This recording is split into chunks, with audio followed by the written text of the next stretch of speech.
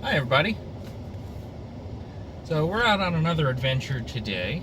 The weather seems to be holding out for now, so hopefully we get a good use of the day. It's a little cloudy and some storms may come through, so such as summer.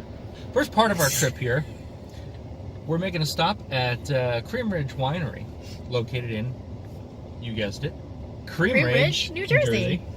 Some really fantastic wines, but that's not the only reason we're here today. As you may recall from some of our other trips, we've run into the Made in Monmouth fairs, whatever you want to call it. It's where local crafters come out and vend their wares. Yes. And so they're having their mini Made in Monmouth today, where they have several vendors and a food truck, of which we'll explore everything and see what goodies there are to be had. So we're going to check that out. We're going to generally explore a little bit later on today. We have a new toy we're going to try out. We're going to see if we can try out as long as the weather holds. Yeah. And you'll be very interested to see that later. Yeah. But for now, we're going to go get some wine, I think. What do you think? That sounds good. All right. Let's go get it. Okay.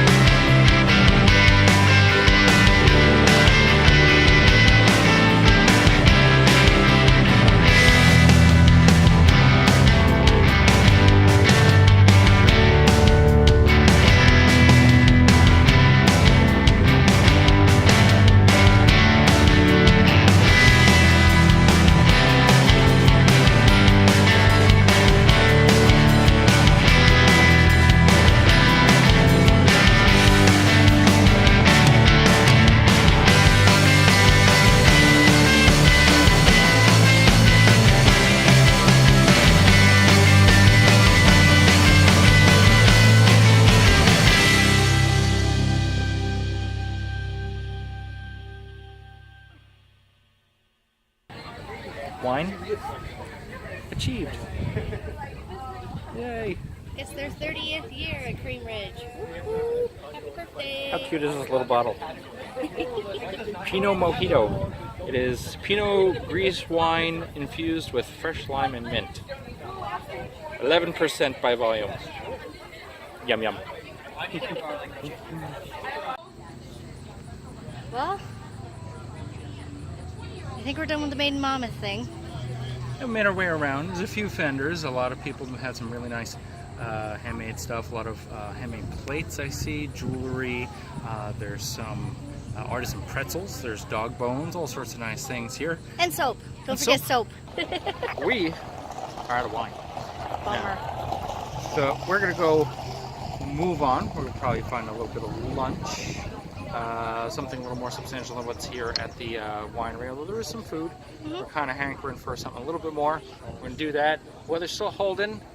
Keep my fingers crossed because it is dependent on the weather, what we're going to be doing next. Yes.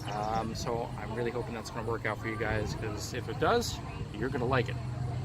It's going to be cool. Let's go find some food. Yeah. So we bought a key lime pie, mini tart, while we were there before we left.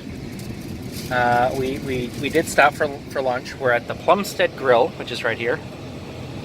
See? You can see it. It's right here. Look at this tart again. But here's the tart with some advertising. Anyway, we're going to dig into this before we eat lunch so it doesn't melt. Yes. It's dessert before lunch. Go ahead, Des. Let's get a reaction shot. Dig in. I have 2 forks. Now you have 1 fork. Okay. I can take this part, kind of, in a way.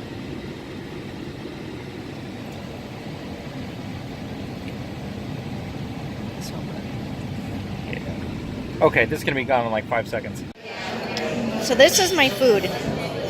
I got the chicken parm sandwich, and I got it with fries, and a pickle comes with it. Now, when I first got this, I should have filmed this before.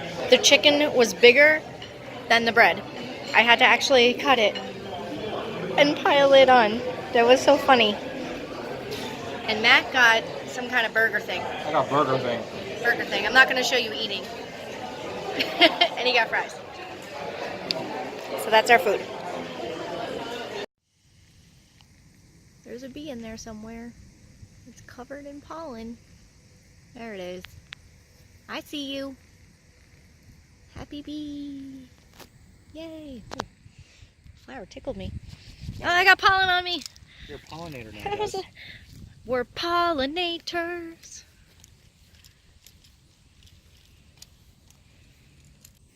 Hi guys.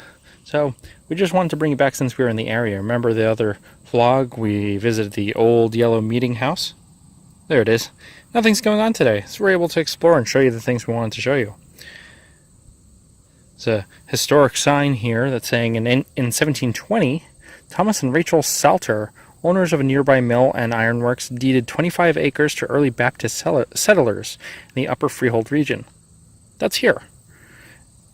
Since then, the site has been under the continuous care and use of the Upper Freehold Baptist Church and its founding congregation. So here's a closer look at the old yellow meeting house. And this is the parsonage, which now serves as a private residence. But the oldest section of this was built somewhere around 1740. Contained one room on the first floor with an open hearth fireplace and a beamed ceiling. The second floor was accessed by a staircase on the eastern wall and also had a fireplace. The adjacent sections were assumed to be added somewhere in the early 1800s. And here you can see a drawing depicting the parsonage, which looks very much the same today. Except then they had a buggy and now they have a Jeep, but otherwise it's the same. The carriage house is there, which is still there. Neat. Now Des is saying that somewhere in here's old Revolutionary War veterans' graves. And in fact, reading some of these plaques, we find that some of the traveling ministers who served here until the congregation was formed officially had also fought in the war. And one such person was known as the Fighting Parson while serving as a chaplain in the Continental Army, gained fame for his sermon titled Defensive War in a Just Cause, Sinless. I can only imagine how old this tree here is and the stories it can tell. If trees could tell stories. Here we go. Des found the headstone. It's for Brigadier General, also U.S. Congressman, for, let's see, what's the name? It's very difficult to read here. Brigadier General James Cox, who was born the 14th of June, 1753 in Monmouth County, and died the 12th of September in 1810, also in Monmouth County. Very interesting. He commanded a company of militia at the battles of Germantown and Monmouth and attained the rank of Brigadier General of the Monmouth Brigade. After the war, he was a member of the New Jersey State General Assembly from 1801 to 1807. 1809, he was elected as a Republican to the 11th Congress and served until his death from a stroke at age 57. Very interesting. We went around the other side and just wanted to show you the back side of the house because it looks like they're in the middle of some renovations, and you can see some of the original building with the brick.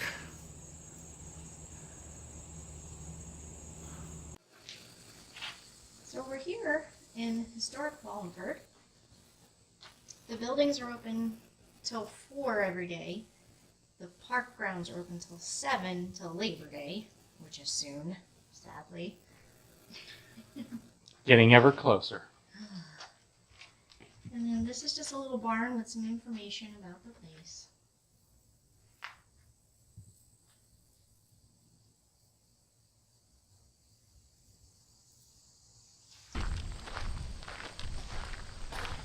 What's in here? There's a well. Good thing it's sealed. I got attacked by a leaf, Des. Oh no, show me who did it. Who did it? Who attacked you? There's the culprit. Right there on the ground. I wonder where that goes.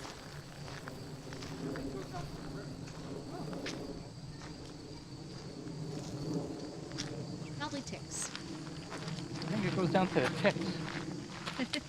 Definitely goes down to the ticks. I don't know where I'm going. We're just going in a general that way direction.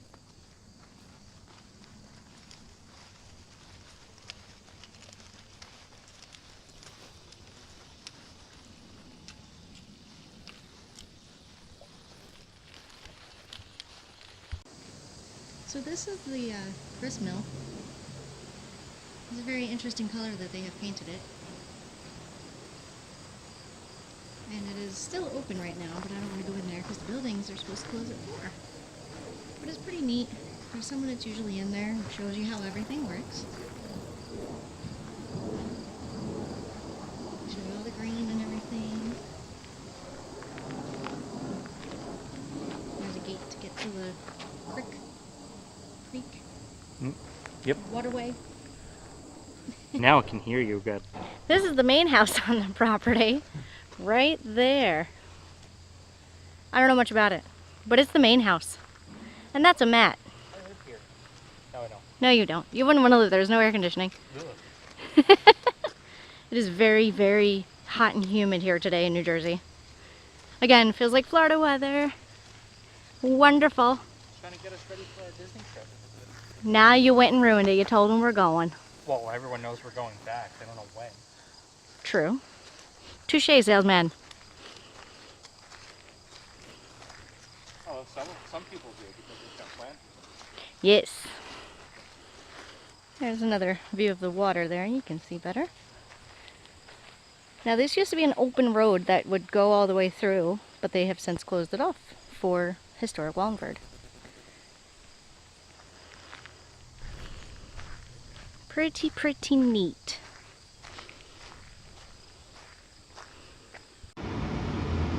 So that was Wallingford. Yeah, somehow less interesting when all the things are closed. Yeah. Who knew? We looked around to see if we could fly the drone a little bit, but I don't know, it seemed questionable. There's a lot of trees in the way, and really all we'd be showing you is top of buildings that are closed. Right. We'll try that again another day. In the meantime, I'm planning, I'm looking, I'm plotting. Oh no. Let's see what I can find. I'm gonna make this work. I don't know if I should be scared or not. Because unfortunately there are certain places that we want to try to fly the drone, but interesting point is when you have a drone, you have to abide by certain FAA regulations, just like any other aircraft. And being in New Jersey, there are many FAA spots that you cannot fly for whatever reason. It's a very densely packed state. And the biggest issue right now are temporary restrictions that seem to be popping up very frequently because, well, a certain member of the government happens to spend a lot of weekends in a certain town in North Jersey, and that has a very wide exclusion zone. Yeah. Which happens to cover a large part of the state, including our home, which is interesting. I was trying to practice flying the thing inside my house and had to unlock that ability because, you know, inside my house. Our house is a no-fly zone. Yep. Who knew? Yeah, so that's fun. But some places I'm looking are in, some places I'm looking are out, but kind of far away. But I'm trying to keep this interesting. Trying. So that it's not just, hey, look at all the pretty views. It's, hey, look at all the pretty views on this really cool thing. Look at the stuff. Isn't Stuff. it neat? I know you little guys like stuff. I got what you were saying. That's the second Disney reference today. I'm sure there's more. There'll be more. There's always more. I'm sure there were more, and you just... I don't think so. I'm pretty sure. So anyhow, I'm looking at Google Maps. See, Google Maps. See? Yeah, they got it. All right. So I can figure out where I want to go, and then I have to check it against FAA maps, and then we go from there. Yay! Yeah. Well, the other big restriction is that there's a big Air Force base in the area, and Right. you don't mess with that. No. No. Not only is it a big Air Force base, it's a joint base. Yes. There's 3 of them. Yeah, well, you got to tell them what that means. Joint base means that there's 3 bases that have come together. That's it. I don't know. I just think, yeah. Army, Navy, and Air Force. Yeah, what he said. So, yes. But, we're going to drive, and through the magic of editing, you'll see where we end up. Yeah, editing! Editing!